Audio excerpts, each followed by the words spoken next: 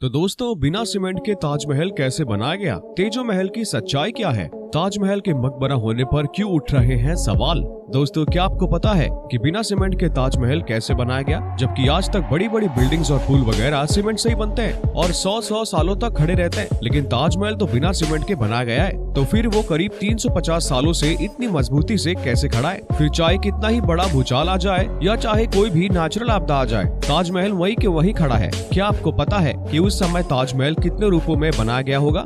क्यों ताजमहल को यमुना नदी के किनारे बनाया गया? और साथ ही साथ ये भी जानेंगे कि ताजमहल में आज तक क्यों लाइट्स नहीं लगाई गई। बस आप वीडियो के आखिरी तक हमारे साथ बने रहिए और नए यूजर्स से विनती है कि वो हमारे इस चैनल को सब्सक्राइब जरूर करेंगे। तो दोस्तों, हर साल लाखों की संख्या में लोग इस अजूबे को देखने आते हैं। आपको इसकी हिस्ट्री पता होगी कि कैसे शाहजहां ने अपनी बेगम मुमताज के लिए इतना बड़ा ताजमहल खड़ा कर डाला। उन्होंने अपने प्यार को मुमताज की मौत के बाद एक्सप्रेस किया था।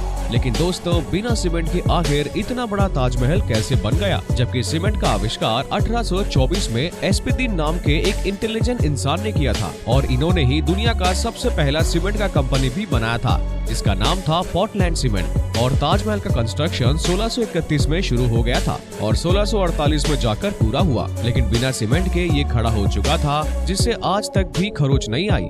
दोस्तों, दरअसल सीमेंट के इन्वेंशन से पहले आर्किटेक्ट एक खास तरह के पेस्ट का इस्तेमाल करते थे, जिसमें बहुत ही अजीब अजीब चीजें मिलाई होती थी। और अगर ताजमहल के कंस्ट्रक्शन की बात करें तो इसमें बहुत सारे प्रीशियस स्टोन जैसे कि अकीक येमेनाइट, फिरोजा लेजवार्ड, मूंगा सुलेमानी, लहसानिया तमरा, ये सब पत्थर यूज किए थे। और उस समय रशिया, राजस्थान, ईरान, इजराइल, इन सब तरह के दुनिया भर के अलग अलग देशों से मंगवाए गए थे। इसमें कुछ तो अल्ट्रा रेयर भी यूज हुए थे, जैसे कि तिलाई पाईजहर, अजूबा नखोड़ा, जो कि इतने रेयर है, पता नहीं शाहजहां ने इसे कैसे अरेंज किया होगा।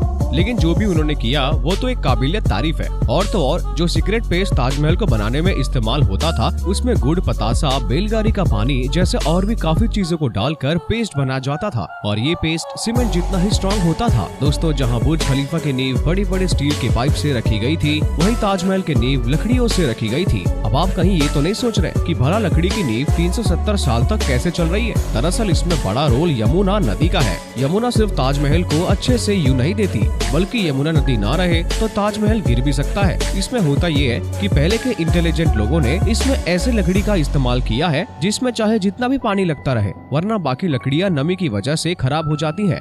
और यही वजह है कि ताजमहल के खड़े रहने में यमुना नदी का बहुत ही बड़ा योगदान है। और अगर यमुना नदी सूख जाए तो ताजमहल भी उसके बिना खड़ा नहीं रह पाएगा। अब दोस्तों, आपने देखा होगा कि ताजमहल के आसपास के चारों मीनार एक दूसरे के सामने खड़े नहीं है, और ऐसा भी जानबूझकर किया गया था। दरअसल ऐसा इसलिए किया गया था कि अगर कभी जोर का भूकंप भी आता है तो वो चारों मीनार ताजमहल से दूर गिर जाएंगे। और इसी तरह भूकंप के झटके ताजमहल तक पहुंचने से पहले मीनारों में ही ऑब्जर्व हो जाएगा, और इसी तरह भूकंप का कोई भी असर ताजमहल पर नहीं होगा।